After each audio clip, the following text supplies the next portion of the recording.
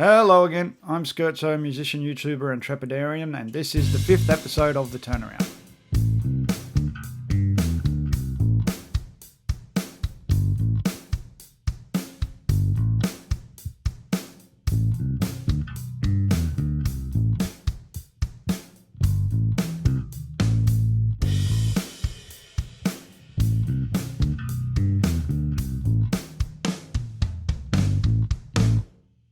Like Frankenstein's monster, we musicians are more than just the sum of our individual parts, and we stomp through life searching for meaning, identity, and our place in the world. As we do so, we often crush and destroy innocent bystanders along the way. At least that's what my gigs are like. Not because of my playing, but because amps and things are heavy and I am getting clumsier as I age. Maybe not. But for some of us, the Frankenstein analogy works because our musical selves could be said to be made up of our various influences. We start out as bits and pieces stitched together by our teachers, and we blunder along until we learn to add bits ourselves, pinching some Bach or Hendrix or whoever, continually adding until we stand truly monstrous and grotesque. All right, I have to stop myself here. I'm stretching this metaphor tighter than money is to mention. I was going to go with a tree or a plant theme, but that led me down a whole manure pathway that was even worse than the body part thing. So anyway, musicians have influences, which is completely normal and nothing to do with grave robbing or fertilizer. And perhaps my earliest was this guy. My big brother put me onto him when we were little kids, and I still love Mr. Squiggle because of his unique way of looking at seemingly disparate elements and somehow turning them into coherent works of art. Usually including balloons or roller skates. Then there's the Edge of U2 fame. He's kind of a musical version of Mr. Squiggle. At least I think of him that way. I was introduced to his music through my high school friend, who later on went on to form a U2 tribute band that I was lucky to be a part of. That job started out easy enough as I was playing bass for it, and then the guitar player left for greener pastures in England, and all of a sudden I had to learn to use lots of delays and choruses and pitch shifty things. So I bought a Digitech ep5 and frustrated the singer as I muddled my way through programming the sounds for the gig. Fortunately, he had much more of an aptitude for that sort of thing than I did, and he was able to fix and edit my patches so they sounded pretty edgy, I guess. All the while that was going on, I was listening to a lot of Monty Python songs, Weird Al, and of course the mighty and unassailably brilliant Spinal Tap. From Nigel, I learned that D minor is the saddest of all keys. One can never have too many guitars, and that idiocy can be a key component of success, and that there's a very fine line between stupid and clever, which is something they never teach you at music school, by the way. Then I moved overseas and learned that social media is a great forum for learning, promotion and networking from guitarists like this one, the shreddy and vivacious Sophie Lloyd. Yeah, the shreddy and vivacious Sophie Lloyd. If only I could play like she can or work an algorithm as well as she does. I did a video on a halter top, but it got taken down for breach of community standards. Anyway, these are only 4 of my influences, but they all have one thing in common: pedal boards. Well, okay, Mr. Squiggle has blackboard. Sophie probably uses some kind of foot controller through an Axe FX or something. Edge has not so much a pedal board as mission control, and whatever Nigel uses, you can be sure everything goes to at least 11. The point is, all of the above have feet that could potentially be used to operate a pedal board. Mr. Squiggle, you might think, is only a puppet and could not possibly operate a pedal board. To you, I'd say watch the show. There is nothing Mr. Squiggle can't do. So I'm building my first pedal board, and it will draw inspiration from and pay tribute to these great heroes of guitardom and Australian children's television. All right, so essentially this is going to be a fairly basic board to cover songs and approximate the vast majority of rock and pop guitar playing. I'm not going after Rage Against the Washing Machine or any exotic kind of sounds. It's going to be pretty bog standard, so don't expect anything too creative or complicated. I managed for years here and overseas just plugging my telly into a tube screamer and then into whatever amp was handy, and things worked out okay. So why bother with the muck and expense, you might ask? For a start, I'm doing this on the cheap with pedals that I purchased overseas second hand, so why not? Then there's the fact that the public and drummers and singers and other bandmates kind of expect the guitar player to provide a bit more colour these days. They want at least an approximation of what's on the tracks they like. Heaven forbid changing a cover or doing something even slightly different with it. It just seems to be what the music market wants. Everything has to be note for note, sound for sound. So this, I guess the board I'm building probably won't accomplish that either, but I'm going to do it anyway. Now, some of you might look at the finished board and think, gee whiz, Scherzo, I don't think that's going to take you too far. And you'd be right.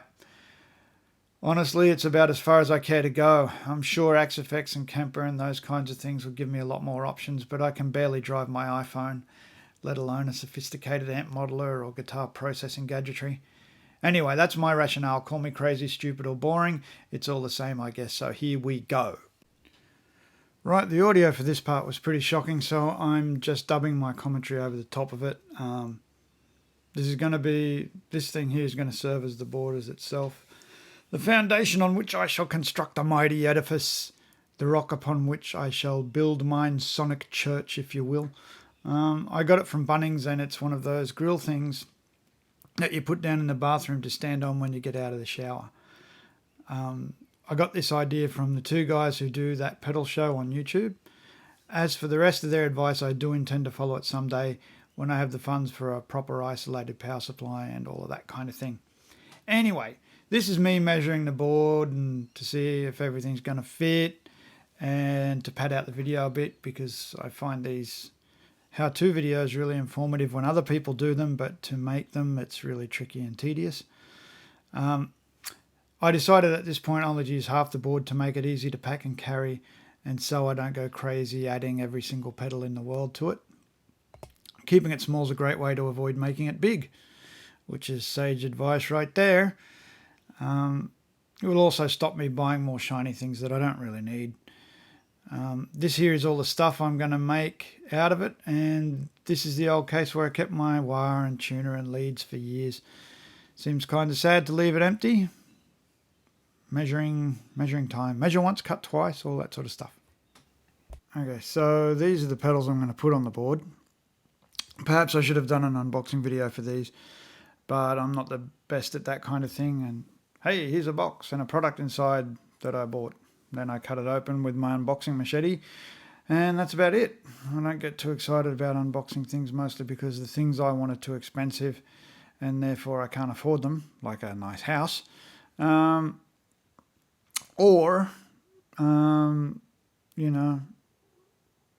find the prospect of someone else showing them on YouTube kind of arousing of my jealousy, and jealousy is not a healthy emotion. And some things that I like don't even come in boxes, so making unboxing videos just wouldn't be an unboxing video. Never mind, these pedals come in boxes, but I've already played with them enough over the years that their novelty has faded like an 8-year-old's enthusiasm for his skateboard the day after Christmas when he's already in a full arm cast. Still, the usual suspects of here, there's wire delay, compressor, octave, fuzz, and my concession to the new millennium, a looper. And I still can't work that properly. There's a tuner, which is the only one I really can't do without, I think. All right, now this is me plonking them all down onto the board to make sure they fit. Looks like they will. So signal chain will be tuner, wire, Octavix, compressor, delay, looper. You can see the foot switch for my mighty pubster fits on there too. And the whole shebang will then go snugly into this case thing that I also purchased at the mighty slaughterer of mum and pop hardware shops, Bunnings. I had intended to make quick work of cutting this thing with my dad's power saw job, but it looks a little worse for wear.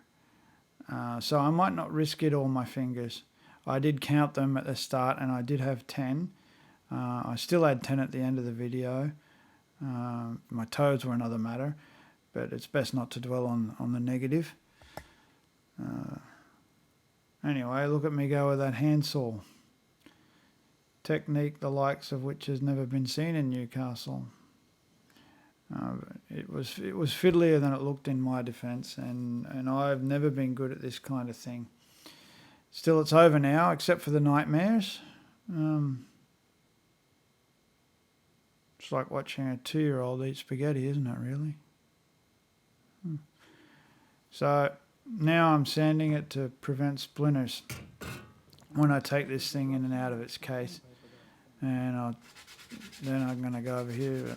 You can see I'm checking it to see if it fits the case, and it does, because I measured with a ruler and a tape measure and everything, and I can use numbers. And right here is kind of the finished product, sans fancy power supply, of course. But that might be something I get next Christmas, because who has the money for that kind of thing these days? Well, lots of people, I suppose. But honestly, I feel like I'm not going to use this unless the band really twists my arm, which it probably won't happen, because I can run faster than they can. Anyway, let's plug it in now and see if it's any good.